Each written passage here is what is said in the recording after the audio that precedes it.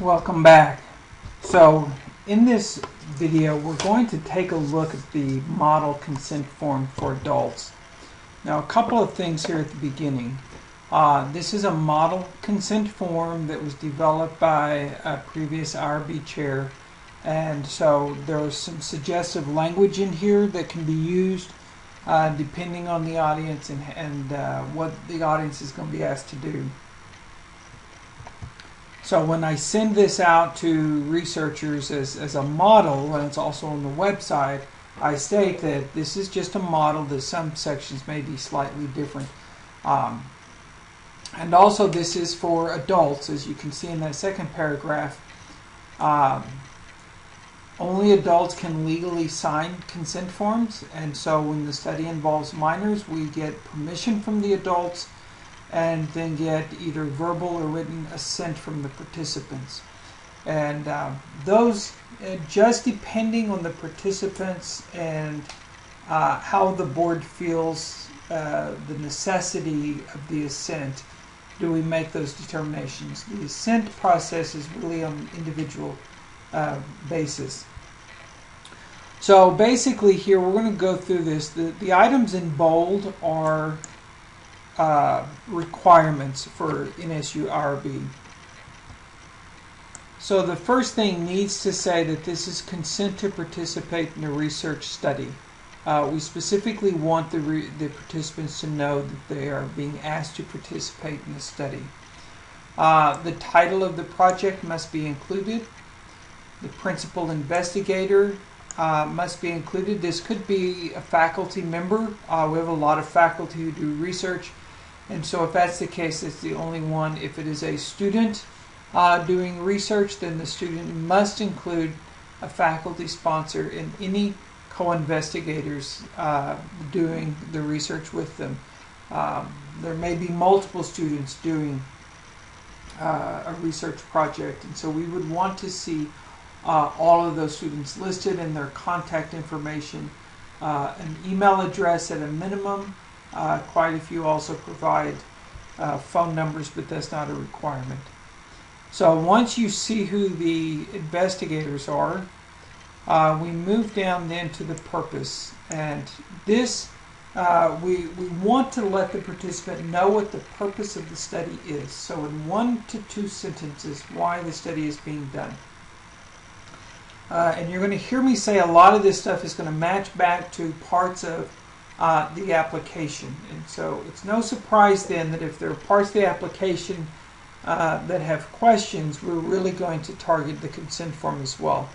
And so we'll ask for clarification in a certain section of the application, and then also ask that the same clarification be made in the consent form. A first example that after the purpose of the study, we want to understand the procedures to be followed. So here specifically, we want the participants to know exactly what's going to be asked of them.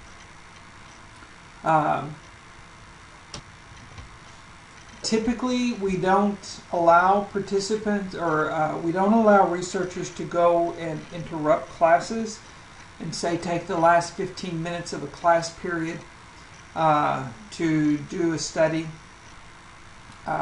But if the researcher is conducting a study with his or her own students and it's a part of their regular class, then one of the things under the procedures to be followed is that we want to see a clear indication in there that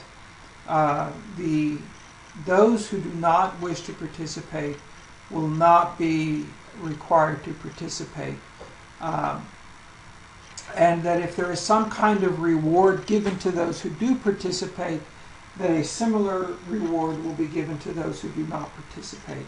So, for example, if a teacher is wanting to study his or her students in a class and 20 students agree, but the other 5 students in the class don't agree, and the 20 students get extra credit, then we require that the teacher give the 5 students who do not want to participate some form of extra credit that is equivalent, so that they're not coerced into participating. And that's, again, that's the whole purpose of this, is we want to protect the rights participants, so we don't want them to feel that they're being coerced into doing something that they may not want to do. The highlighted sections here are just some suggested language that Dr. Sweeney has provided in the past. We don't necessarily need to go through that. I will say this procedures to be followed section of the consent form is what we would find in Part 4, Section 3 of the application. And so if you're reading through the application, you have a separate video just on Part 4 because it is very full of information. Part 4, Section 3 talks about what the participants will be doing, and here we see that expressed in the consent form. So, describe what the participants will be asked to do. I stress the fact that those who are not participating will not lose any credit, that they'll be given same opportunities to earn credit if there's extra credit given. Describe the qualifications to be in the study, if applicable. Some studies are looking for specific age groups, maybe, or specific demographics of people, and so that would appear here. Finally, state who will be administering the test and their qualifications, if applicable. So those are under the procedures to be followed. The discomforts and risks section, this is in Part 7 of the IRB application.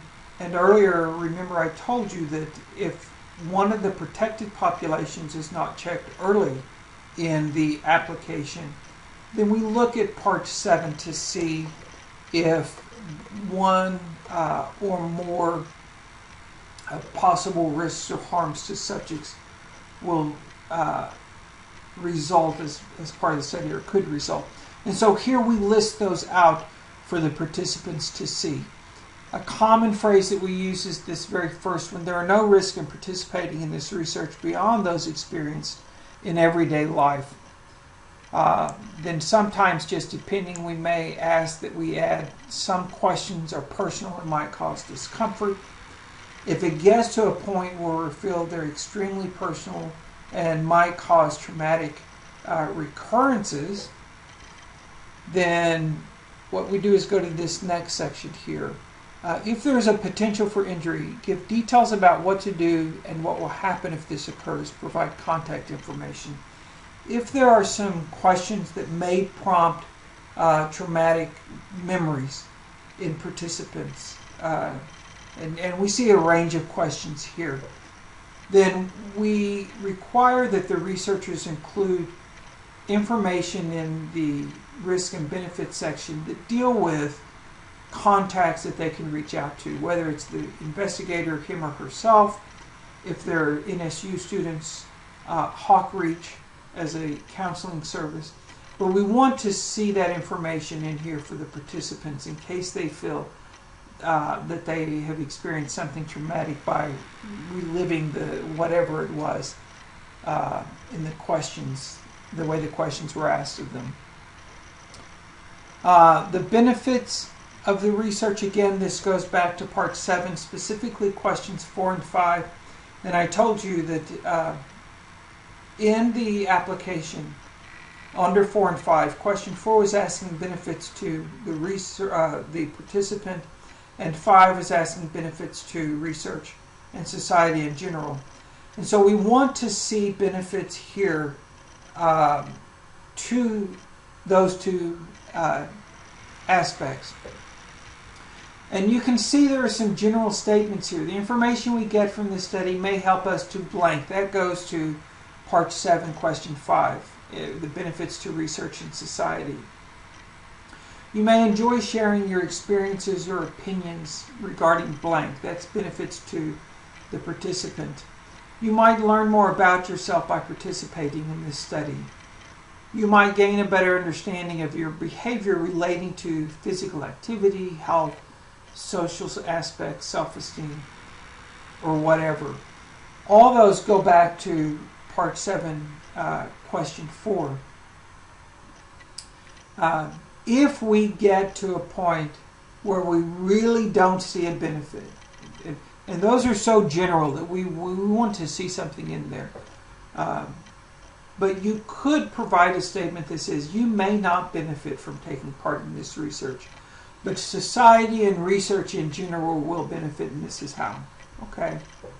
But in general, we want to see what the investigators wrote in Part 7, questions 4 and 5, copied in the consent form here under a section titled Benefits. Cost and compensation. This is taken from Part 7. I'm sorry, it's Part 8, I believe, of the application form. And we want to tell the participants if it's going to cost them anything. And the answer is going to be no here. I don't believe I've ever seen anything that costs something, but we want to tell them up front that participating will not cost them anything. And here, the compensation is if there's an inducement for participating in the research, like we saw in Part 8 of the application form. And if there is, the compensation might be that you would be entered into a drawing for a $25 gift certificate to Amazon. Here we want them to describe what will happen if they withdraw from the study early and do not complete the study.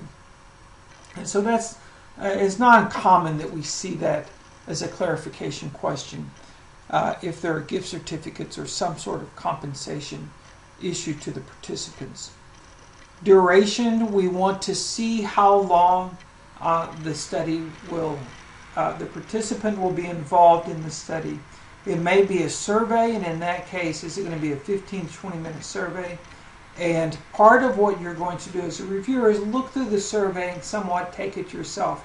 And if they say this is a 10-minute survey and you look through it and it took you 20 minutes, then we're going to suggest that they alter that time frame from 10 minutes to maybe 15 to 20 minutes. And do that for the duration part. Also under duration, though, maybe this is a study that is comparing a pre-post test. And we want to look at something at the beginning of the semester and then again at the end of the semester. In that case, this will last for the semester, but the participant will only be involved twice. Or the study may be a 6-week study where the participant is asked to do something once a week for 6 weeks. All of that should be explained here, as well as in Part 4, Section 3 of the application that asks about the procedures that the participants will be doing. Statement of confidentiality. And here in the statement of confidentiality, you can see some key things here. First of all, we want to clarify the difference between confidentiality and anonymity. Again, as I stated in the previous videos, a confidential study means that the researchers know who participated, and an anonymous study means that the researchers do not know who participated. And so based upon that stuff, that changes how the right to ask questions and withdraw will be treated later. But we want to see those statements. Tell the participant how you will keep their information confidential before, during, and after the study. And what that means is that you're going to tell the participants how long you're going to keep their information and how it will be destroyed once that time is up. Right to ask questions. We always want every participant to know that they have a right to question the study. And in this, we typically want to see contact information for the primary investigators, which is always introduced at the top of the application, and the IRB institution for NSU, which is going to be located in this section. And I've had a couple of people over the past few years call to question about a study, and so with that said, we look for this, and we want to be sure that it is updated with the correct information. This is Dr. Sweeney, and Dr. Sweeney was a previous chair of the IRB, so that would be updated. So voluntary participation and right to withdraw. So here we want to tell the participants they have a right to withdraw at any time without consequence. So if it's a survey that they're doing, they can simply withdraw and not turn in the survey. This is for a paper survey. If it's an online survey, then we simply tell them that if they want to withdraw, simply close your browser. Okay. If it's a classroom example, you may choose to either take part or not take part. You may end your participation at any time by telling the person in charge or the investigator. Sometimes I have to clarify that depending on who the participants are. But a lot of these now are going to depend on whether it's a confidential or an anonymous study. If the study is confidential, that means that the researchers know who participated in the survey, and they can go in and withdraw those data submitted by the individuals who wish to withdraw, and those data will not be included in the final study. If the survey is anonymous, then once the survey is submitted, there's no way for the researcher to identify the responses from any specific participant. And so when we see research that is anonymous, under this section here, voluntary participation and right to withdraw, we want to tell the participants that they have a clear right to withdraw at any time and participate on a voluntary basis. They do not have to participate if they do not want to. But we want them to also realize that as an anonymous study, once they submit their responses are not traceable, and so their responses will become a part of the study and cannot be, at that point they cannot withdraw from the study. So we want to make that clear to them. And also a common thing that we see in this section is also the right to skip questions. We want participants to feel that they are not being coerced to answer all the questions in a study. And so as a result, if the investigators indicate that they're doing an online survey, then as the board we want to see the link to this survey and verify, number one, that the consent form is the first page, which is a common thing, and number two, that they can skip a question and go to the next page. Those are requirements that we do for NSU IRB. That may not be at other institutions, but we require that participants be allowed to skip questions. In the past, I've had researchers say that if a person skips a question and invalidates their survey, then I tell them or explain to them that that is simply a requirement that we have so that participants do not feel coerced, and they just simply cannot count that survey in their results. But that unless they do that, they will not receive permission to continue with their study. And finally, the last piece is the informed consent. And here we want to see an indication of the participant who either signs a copy of the consent or clicks the next button or submit button or I agree button in an online form and indicates that they agree that they will do this. So one of the things that we sometimes will require here, if the information here, so let's say the study involves some very personal questions that may trigger some very traumatic memories. If that were the case, and back here in this section under